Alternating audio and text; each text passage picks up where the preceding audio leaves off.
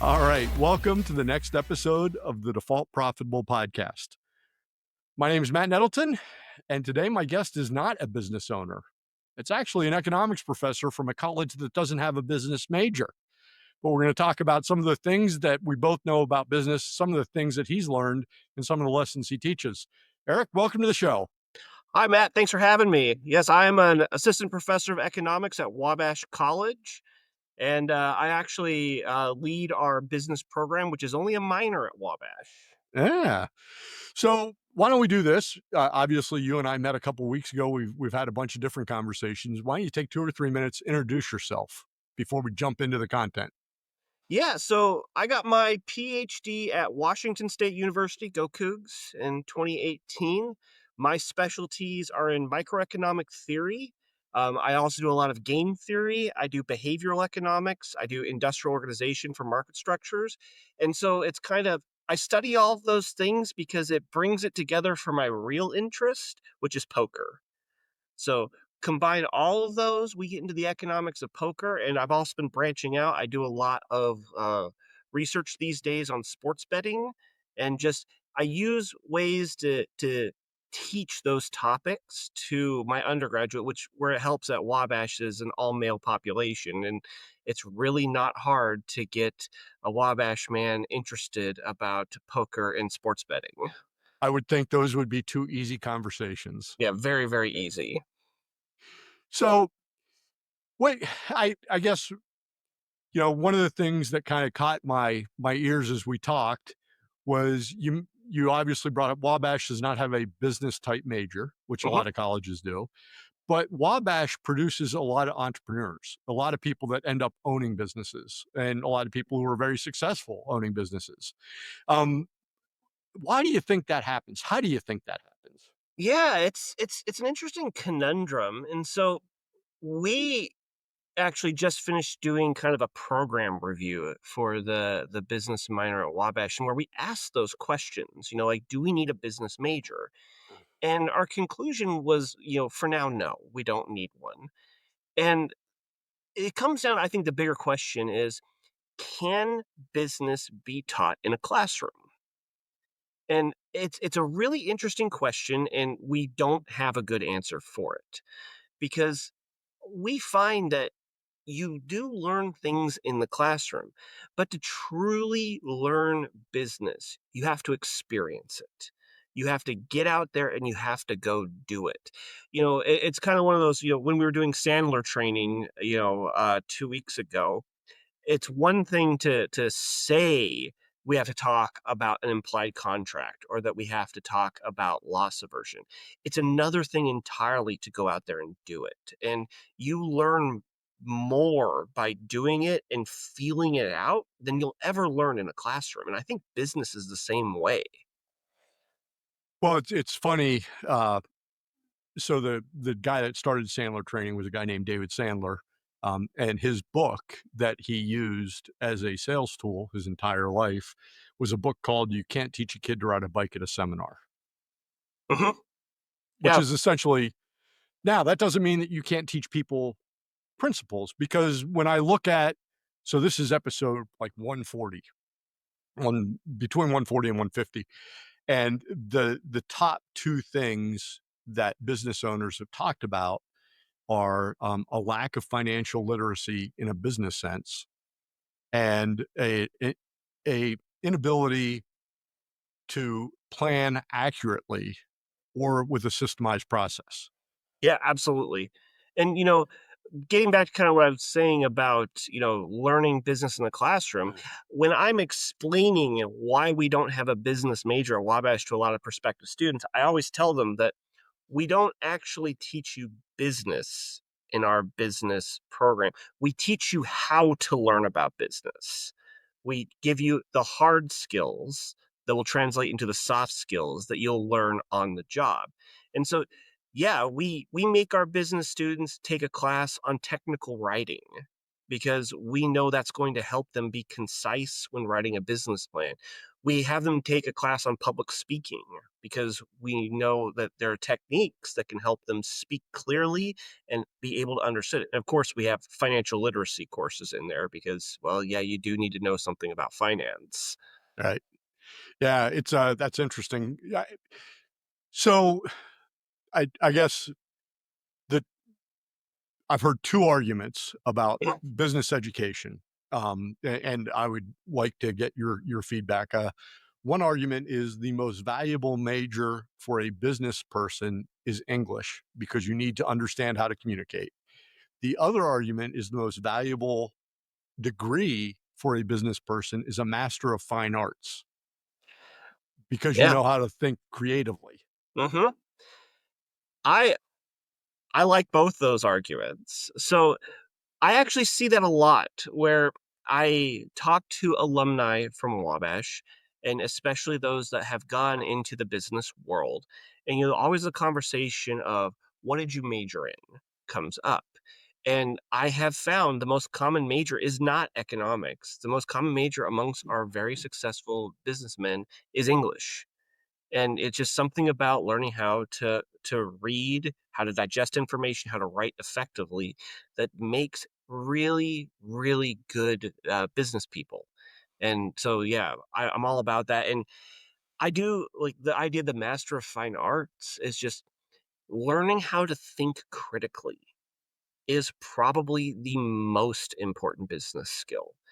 Just being able to approach a problem from a different perspective. Because if you think about it, if you're in a developed market, I mean, the low hanging fruit in that market is probably gone. Right. The easy ends are out there.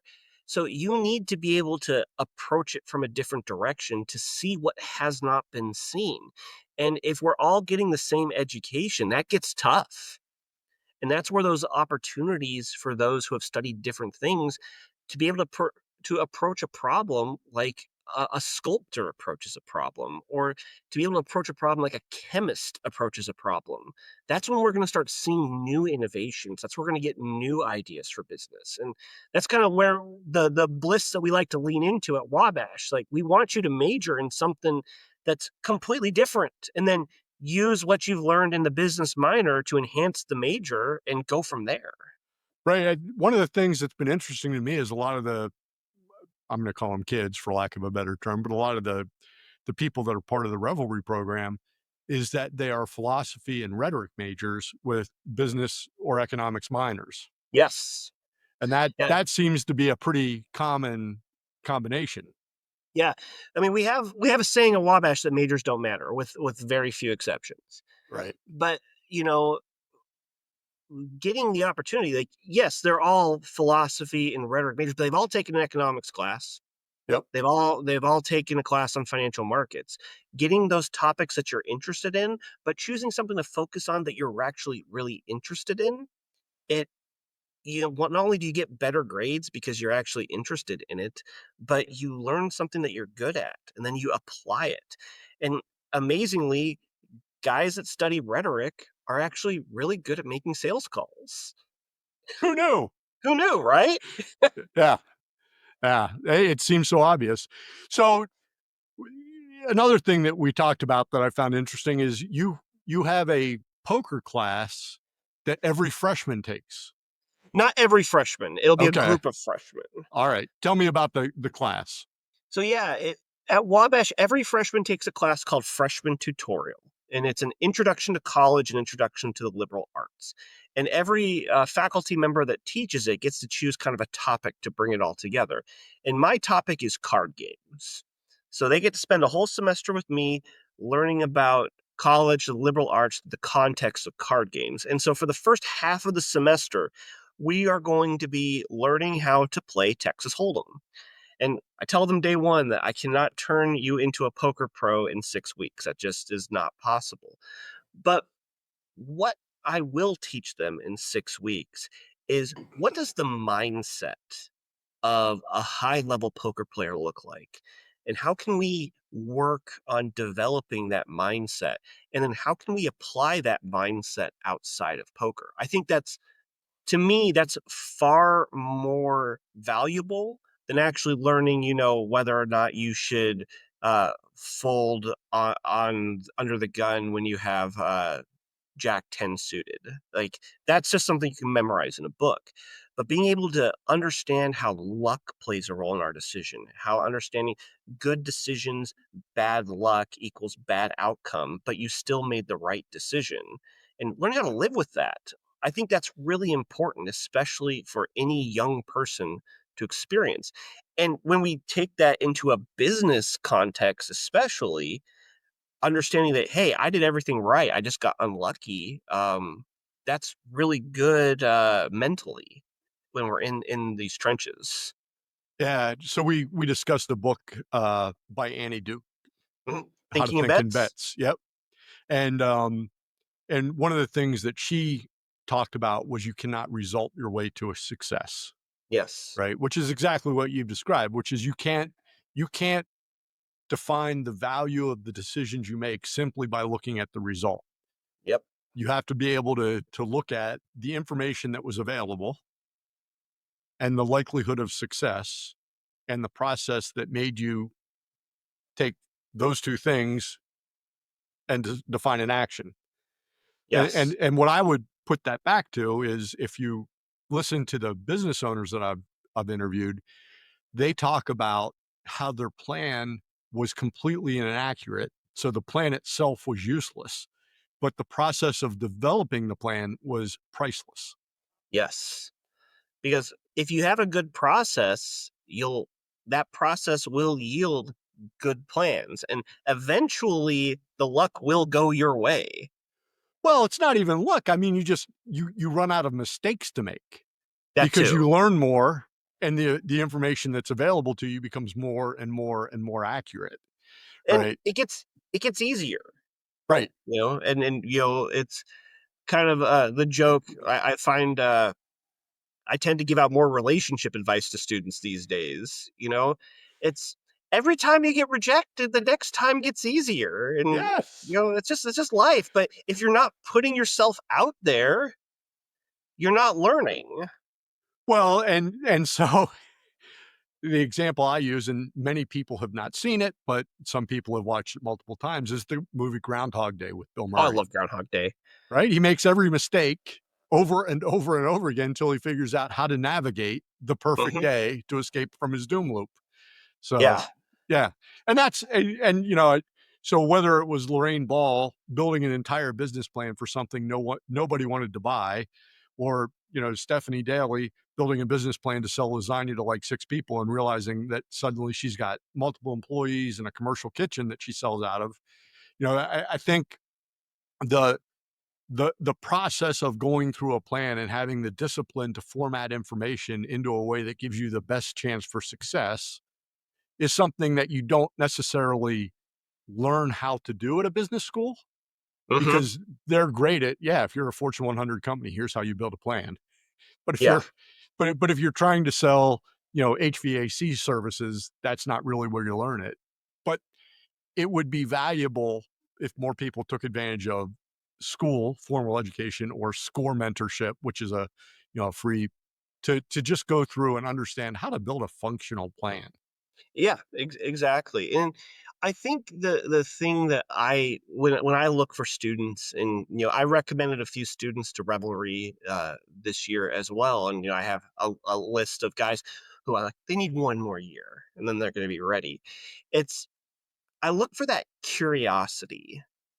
I look for that person who isn't going to wait for me to give you the answer, that they're going to try to find the answer.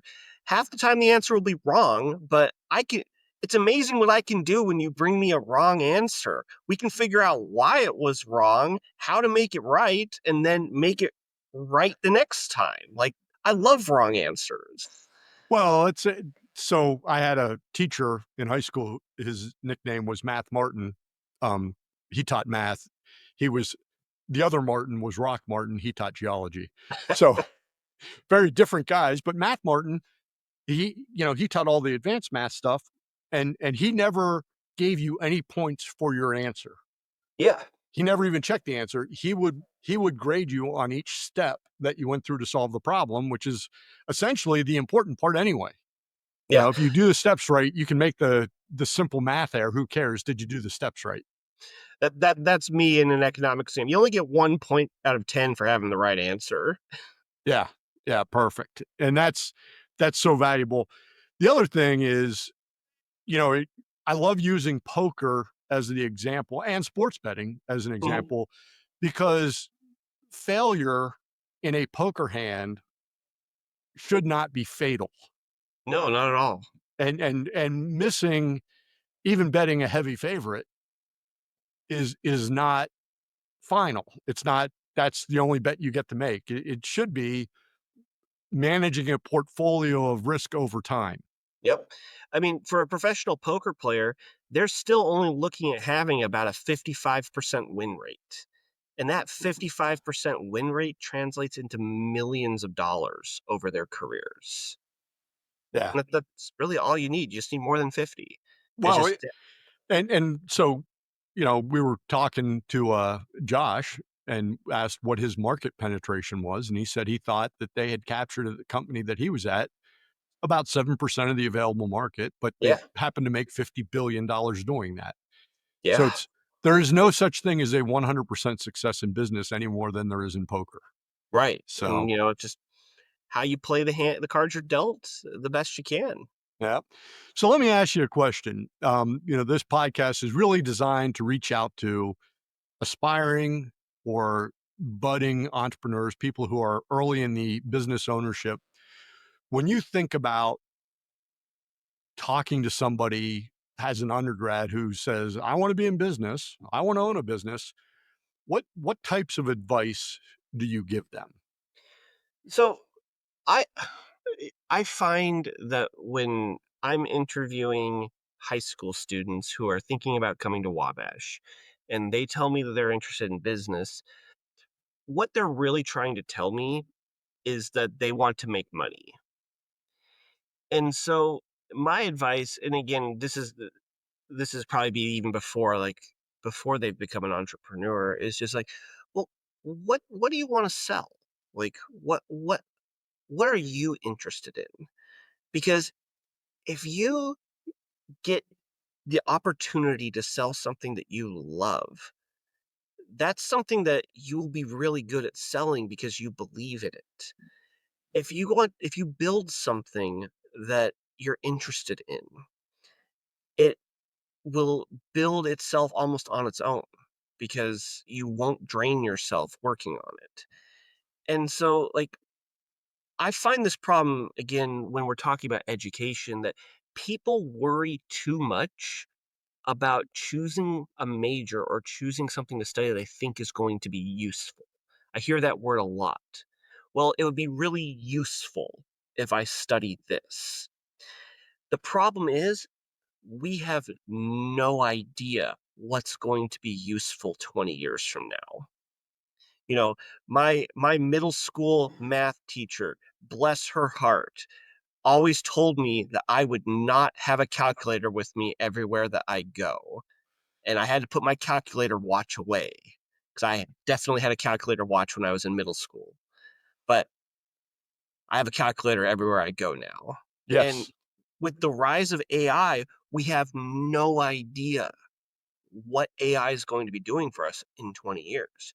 And so, you know, I I had this conversation with my kids the other day. It's like, why do we need to learn trigonometry? We should be learning how to do tax. I'm like, I got news for you, kid. AI is probably going to be doing taxes for us in the next 20 years. Like, you don't need to know how to do your taxes. Yes. At all. Yeah. And so it's kind of one of those like, instead of focusing on what's useful, let's focus on skills that translate, skills that will, doesn't matter where you plug it in, you'll be able to do something with it. Like for me, like the best advice I would give to an aspiring entrepreneur, you need to become a serial reader. You need to get comfortable with just digesting information. Bonus if you're interested in it, but you need to be able to read stuff that you're not interested in as well, just to be able to absorb that information.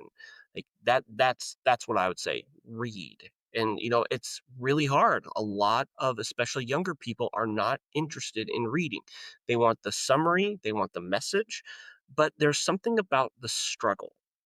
There's something about the wrestling with the ideas. That's where the critical thought's coming from. It's not, you don't get that when you have the AI summarize the book for you, that you have to put the time in and be able to digest the information. So, yeah, my long-winded answer for that one. Well, but the idea of struggle defining success is, like, super important. If you don't struggle with something, if you don't have doubts, if you aren't critical of it, I mean, Mother Teresa spoke about her crisis of faith. I mean, there's probably nobody else that I can think of in the modern world that has lived a more faith-filled life, but she talked about was, "I always wonder whether or not God exists." Like, of course you do. You spend all your time thinking about it. Like, you should wonder, but, business people like to think that they are in the marketing business or they're in the, software business, but they're in the selling of marketing and selling of software. And doing it better requires that you struggle and worry and learn. I'm gonna tell my freshmen that are coming into Wabash in, well, gosh, month and a half when I'm first meeting them that, I will want them to periodically check their stress level. Like, let's get a number from 1 to 100 of how stressed you are. And I said, if your stress level isn't at least 75%, you're comfortable and you're not growing. That if I have not gotten your stress level up there, I'm not doing my job. But at the same time, I don't want that stress level to go above 90%, because once we get above 90%, bad things start happening. We need to find a way to keep that balance, keep you in that 75 to 90% range, because that's where you're going to grow. And that's Yeah. where I want you to be. Yes, that constant tension between I got it and Yeah. I can't figure it out. The uncomfortable is where I want them to be. And, Yes. that's, I think, the secret sauce of my classes, All right. make you uncomfortable. So here's what I want to close on. You mentioned reading. Mhm. And if you were going to recommend two books for a new or aspiring entrepreneur to read, what two books would you recommend? I mean, thinking of bets is the first one. Anyone who wants to study any kind of group organization or just making good decisions should read Thinking in Bets by Annie Duke. It's fantastic. Um, Another book that I'm really, really fond of is Fooled by Randomness by Taleb. That one is so fantastic. He makes fun of economists in that book. I take no offense to that because I agree with most of that criticism of my discipline.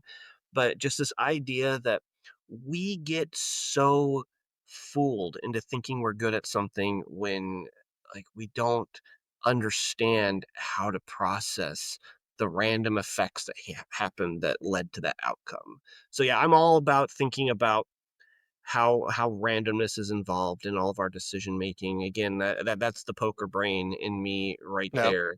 But it's, if we think about, even, I talk about this in my classes. If we think about how the human mind evolved, that we didn't evolve good tools to process randomness, because one of our key strengths in our own evolution was certainty.